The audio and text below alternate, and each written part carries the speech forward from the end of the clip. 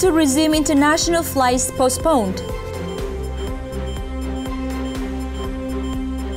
Vietnam loses 2.4 million jobs in first 2 quarters. 11 sectors are proposed to have limited access to foreign investors. 3 Vietnamese scientists awarded Alexandre Yersin Prize. Top Thai brands 2020 Expo organized in Ho Chi Minh City.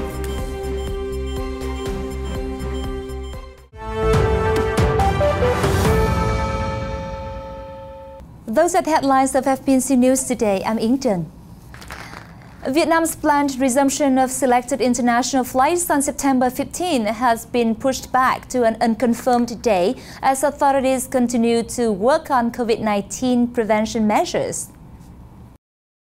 Lê Anh Tuấn, Deputy Transport Minister, informed local media of the development after the ministry proposed resuming international flight in 2 phases, with the first starting on September 15 with flight to and from China, Japan, and South Korea, and the second starting on September 22 with flight between Vietnam and Taiwan, China, Cambodia, and Laos.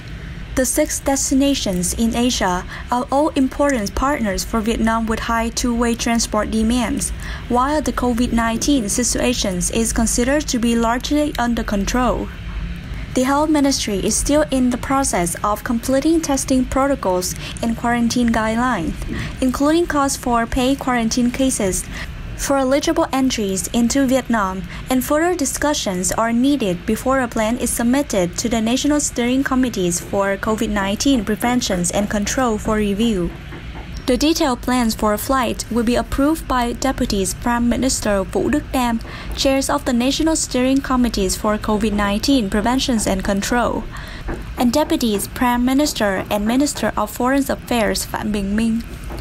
Vietnam officially stopped international entries on March 22 due to the pandemic and is now maintaining a strict 14-day quarantine period for all foreign entries.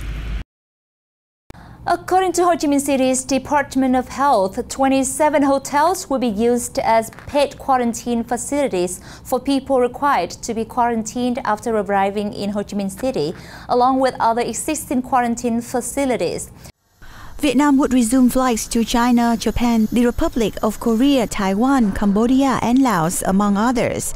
Nearly 20,000 people will be expected to enter Vietnam next month. Therefore, the Ho Chi Minh City's Department of Health is cooperating with the Department of Tourism to use 27 hotels for these people.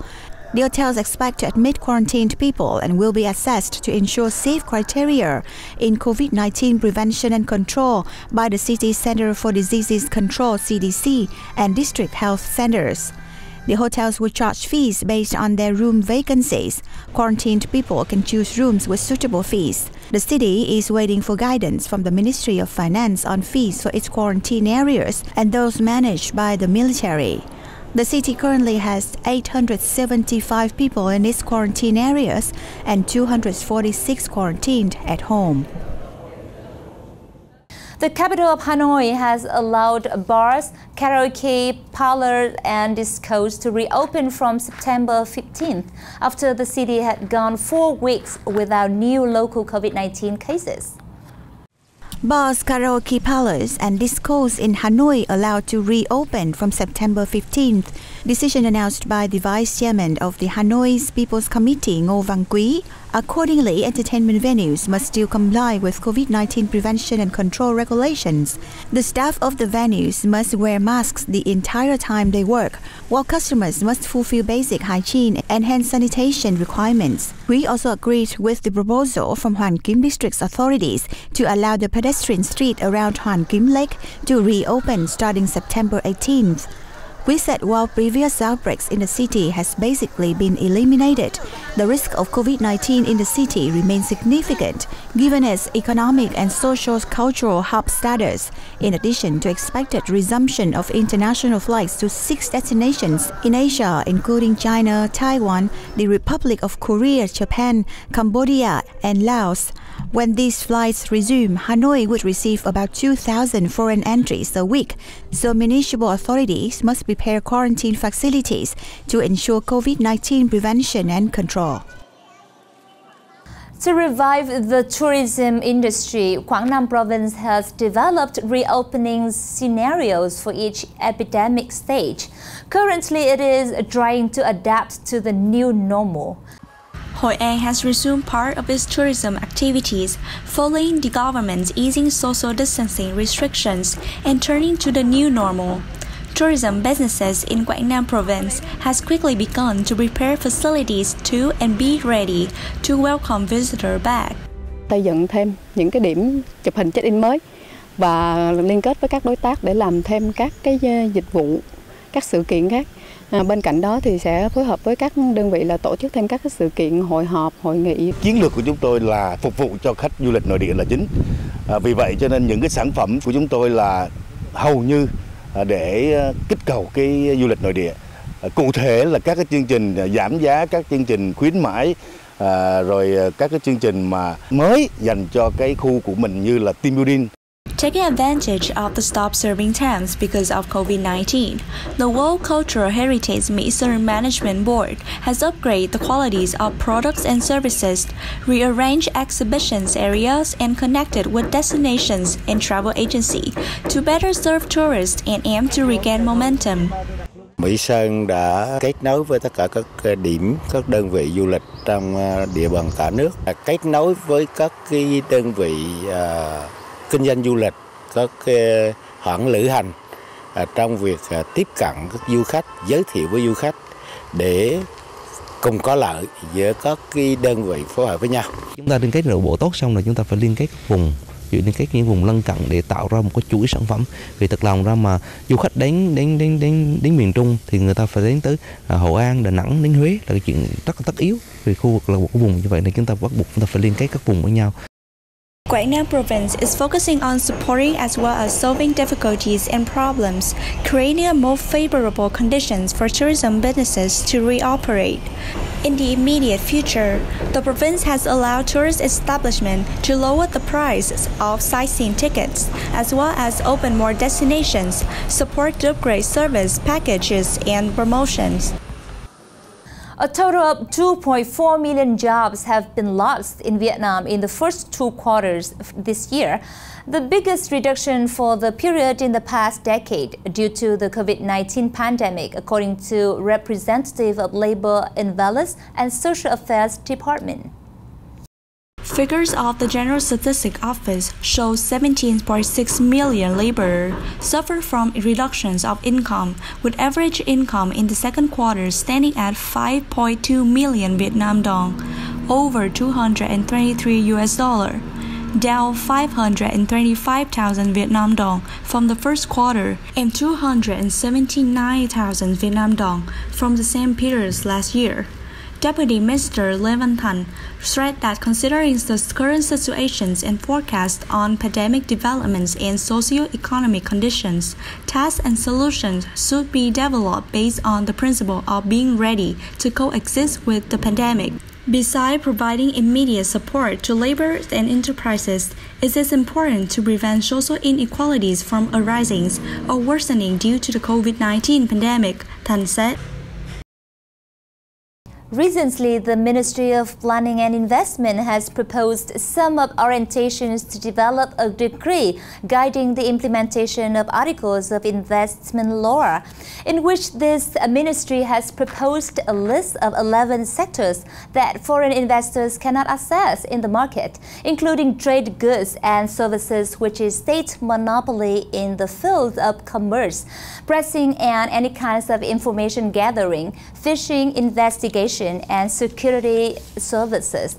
In addition, judicial administrative services including judicial assessment, redundancy, property auction, notary, administrator, labor export, burial services, park cemetery, public opinion polling, blasting, inspection and certification services for vehicles, importing and dismantling used ships. In order to proactively respond to abnormal weather activities in a timely manner, People's Committee of Quang Binh has instructed the Department of Agriculture and Rural Development and related parties to actively inspect and reinforce the safety of reservoir dams and irrigation structure amid the rainy season. In particular, the local authorities must prepare proactive plans for combating the flooding seasons to ensure the absolute safety for irrigation structures and downstream areas.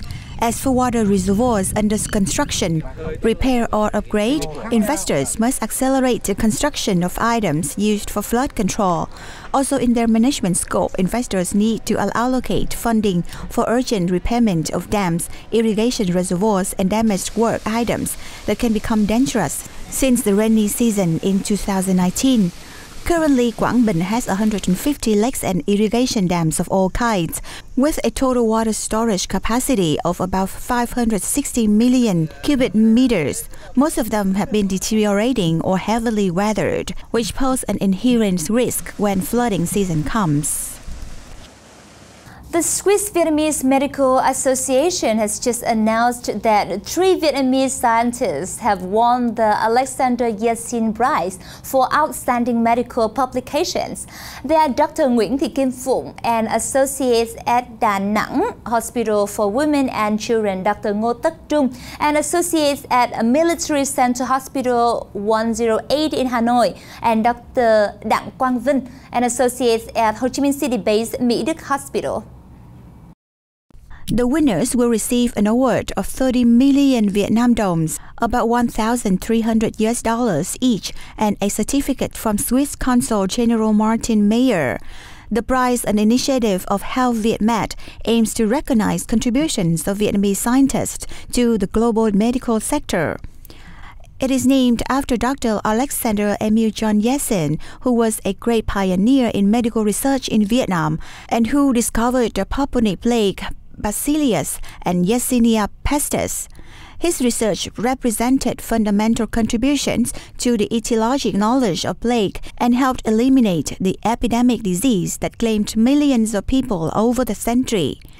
Health Vietmat is a non-profit and humanitarian association composed of Swiss health professionals who are of Vietnamese descent or maintain close and privileged relations with Vietnam. The Top Thai Brands 2020 Expo opened at the Saigon Exhibition and Convention Center in Ho Chi Minh City on September 17th and lasted for 4 days. The expo displayed and sold a range of quality products from Thailand, including food and beverages, household products, textiles and garments, health and beauty products, among others. Exhibitors were also seeking partners for trade and network expansion. Addressing the opening ceremony, Nguyễn Quang Huy, Deputy Director of Ministry of Industry and Trade Agency for Southern Affairs, said Vietnam and Thailand have long established a traditional friendship, particularly in investment and trade. Their bilateral cooperation has grown fruitfully in almost all fields over recent years. He noted, adding that Vietnam considers Thailand a strategic partner in realizing its sustainable development goals. The two countries' investment and trade promotion agencies will continue to foster programs facilitating transactions between business communities.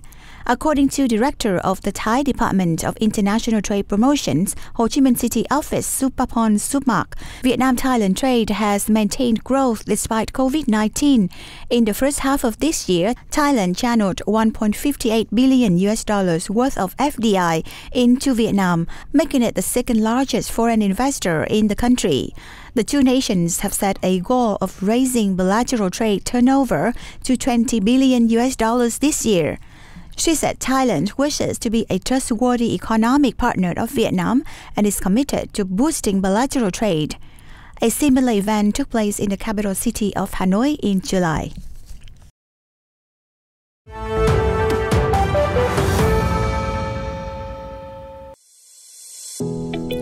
The The Taiwan External Trade Development Council, TAITRA, had just organized a webinar called Taiwan, Your Intelligent Partner for Advanced Manufacturing, in order to showcase their smart machinery and innovative solutions to global professionals, including Vietnamese enterprises.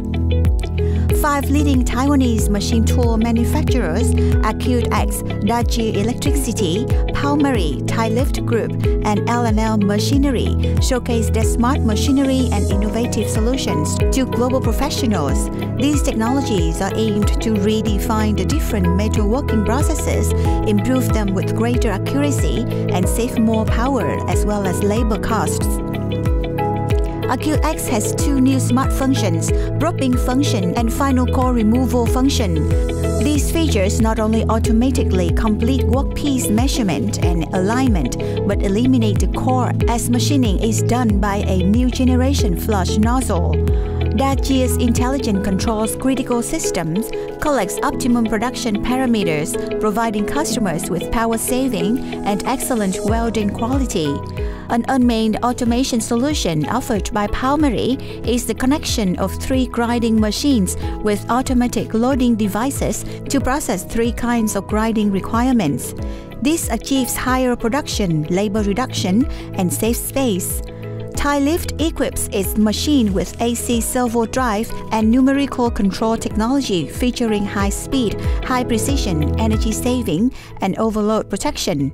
Heavy-duty CNC lathe specialist, L&L Machinery provide a VR and AR experience before and after sales.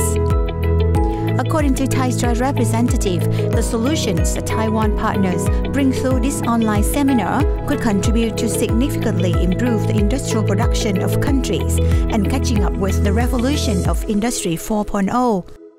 TAITRA, Taiwan External Trade Development Council, is Taiwan's foremost nonprofit trade organization with 63 offices worldwide. We help Taiwanese companies to promote their products through exhibitions, marketing, and trade missions. Taiwan's smart machinery industry has integrated precision manufacturing technology with innovative information and communication technology to provide total solutions. During the COVID-19 pandemic, the lockdown of countries and closure of factories has led to supply chain disruption around the globe, especially in emerging markets such as Southeast Asia. Automation intelligence has therefore become the major focus in the manufacturing industry. Taiwan, as a smart solution provider and expert consultant, can facilitate the manufacturing transformation for emerging markets and be their intelligent partner. And that's it for today. Thank you for watching. Until next time, goodbye.